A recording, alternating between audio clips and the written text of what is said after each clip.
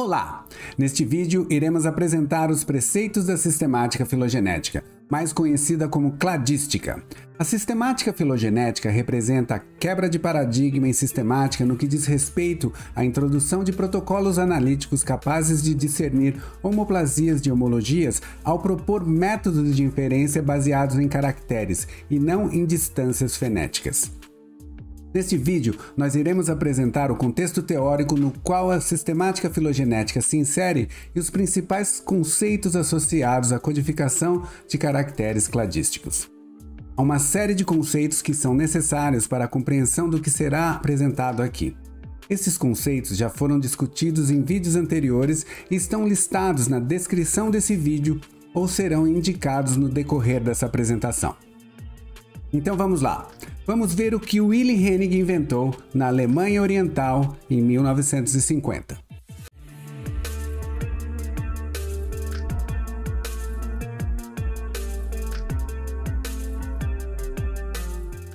A taxonomia numérica nasce em meados da década de 50 em contraposição à ausência de protocolos metodológicos e caráter indutivista da sistemática evolutiva. Geneticistas propunham a estimar as relações de similaridades globais entre OTUs, gerando matrizes de dados de atributos fenotípicos e genotípicos, transformando esses dados empíricos em uma matriz de distância que compilavam as evidências das relações de similaridades que seriam usadas para gerar um fenograma que representasse a estas relações.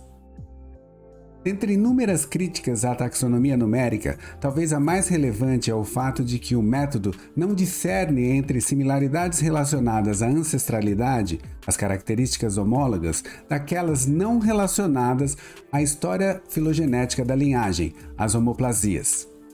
À medida em que a taxonomia numérica tornava-se sinônimo de sistemática moderna, especialmente na América do Norte e Europa Ocidental, do outro lado da cortina de ferro que separava o bloco soviético das nações capitalistas ocidentais, um jovem entomólogo da Universidade de Potsdam, na Alemanha Oriental, publicaria em 1950 o livro Grundzüge einer Theorie der Phylogenetische Systematik.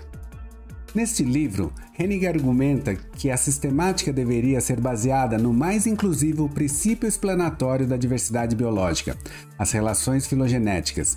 Nele, Hennig propõe um método capaz de identificar as similaridades filogenéticas das demais similaridades fenéticas. Este método é o alicerce da sistemática filogenética ou cladística, como ficou conhecida. No entanto, este livro seria ignorado pelos sistematas ocidentais até sua tradução em 1966 por dois pesquisadores do Field Museum em Chicago. A tradução desse livro para o inglês foi essencial para que as ideias de Hennig fossem difundidas nos meios acadêmicos norte-americanos, influenciando especialmente sistematas do American Museum, tais como Rosen, Nelson e Plotnick, do Stony Brooks como Steve Ferris, entre outros sistematas das mais diversas instituições norte-americanas. Para entender a ideia inovadora de Hennig, vamos revisar a evolução das joaninhas. Considere que durante a evolução da linhagem X ocorreram 3 eventos de anagênese em um fragmento do genoma dessa linhagem. Esses eventos incluem a transformação de 3 sítios deste genoma. Um evento de cladogênese na linhagem X dá origem a 2 novas linhagens, A e Y. A linhagem Y sofre um evento de anagênese na posição 2 do genoma, onde observamos a transformação de uma guanina em timina. Posteriormente, essa linhagem sofre um evento de cladogênese dando origem às linhagens W e Z. Cada uma dessas novas linhagens sofre um evento de anagênese que modifica os genomas ancestrais dessas linhagens. A linhagem A sofre um evento de anagênese caracterizado pela transformação da posição 1 de citosina para adenina. Finalmente, ocorrem 2 eventos de cladogênese, um na linhagem W, outro na linhagem Z. Esses eventos resultam na diversificação de 4 linhagens recentes, P, C, D e E, das quais as 3 primeiras sofrem inúmeros eventos de anagênese que transformam os genomas ancestrais dessas linhagens. A inovação de Hennig foi considerar essas transformações que ocorreram nesses eventos de anagênese como evidência de relações filogenéticas e não o simples compartilhamento de um atributo ou outro. Esta inovação não é trivial e demarca o surgimento de métodos filogenéticos baseados em caracteres ao invés de métodos baseados em distâncias fenéticas. Considere a posição desse fragmento de nucleotídeos para as joaninhas. Uma análise fenética considerando apenas esta posição do genoma gera o fenograma ao lado, no qual o compartilhamento de bases idênticas é usada como evidência para postular dois grupos fenéticos, A, B, C e D e E. Para Hennig, a mesma posição não poderia servir de evidência para os dois grupos, pois a evidência filogenética reside na transformação de atributos. Segundo Hennig, uma única transformação serve de evidência para postular a existência de um desses grupos apenas.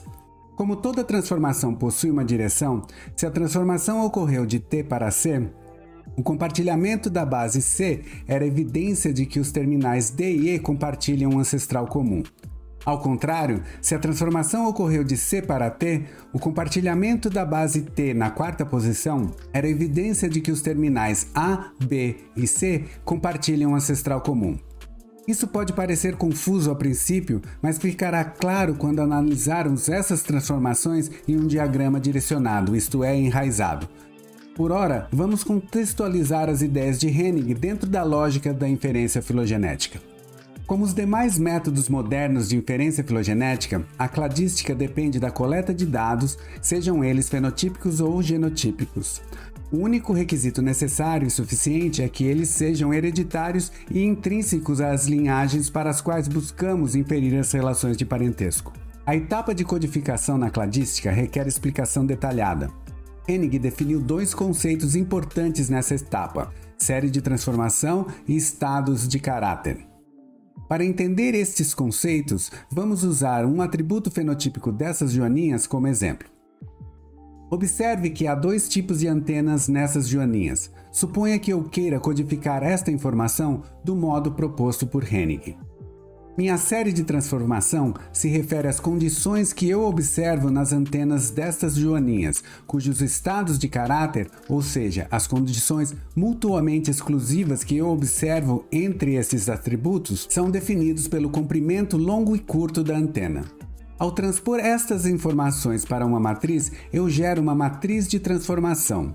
É importante entender o conceito de série de transformação, também conhecido como caráter, e estados de caráter.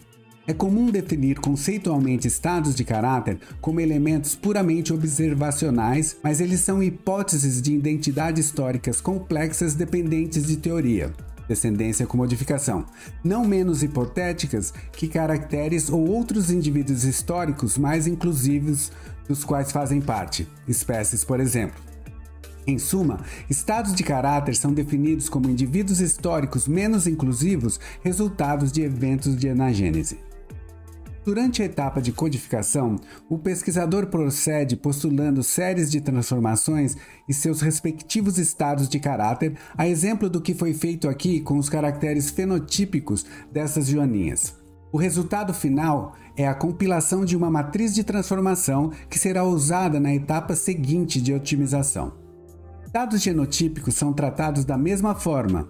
Atualmente, não é necessário codificar as bases nucleotídicas com caracteres numéricos, pois todo o processo analítico após essa etapa pode ser feito considerando as bases como estados de caráter e a posição da sequência como caráter ou série de transformação.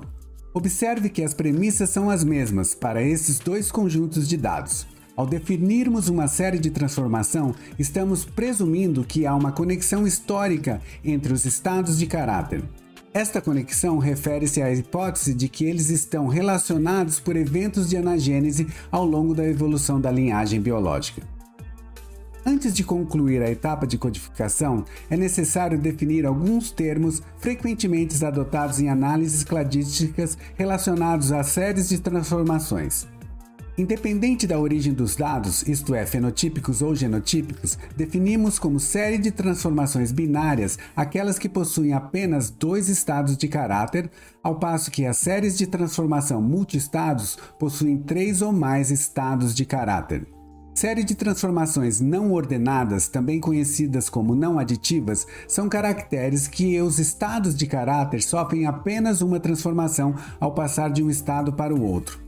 Por outro lado, séries de transformações ordenadas ou aditivas assumem a priori noções de adjacência entre os estados de caráter e a transformação de um estado para o outro pode implicar na passagem por outros estados. Neste exemplo, uma transformação do estado 0 para o estado 2 requer a passagem pelo estado 1, implicando em duas transformações ou dois passos. Isso não ocorre com séries não aditivas. Série de transformações polarizadas são aquelas para as quais definimos a direção da transformação. Observe que toda série de transformação polarizada é ordenada, mas o inverso não é verdadeiro. Também é importante lembrar que séries de transformações binárias são ordenadas por definição. Na última etapa da inferência filogenética, devemos otimizar essa matriz de transformação nos possíveis diagramas dicotômicos determinados pelo número de terminais, com o objetivo de atribuir um índice de mérito relativo a cada uma dessas topologias. Como explicado em nosso vídeo sobre a lógica da inferência filogenética, esta otimização requer critério e, consequentemente, uma função objetiva compatível com o mesmo. Atualmente, há 3 critérios disponíveis, dos quais abordaremos um deles no nosso próximo vídeo sobre cladística. Até lá!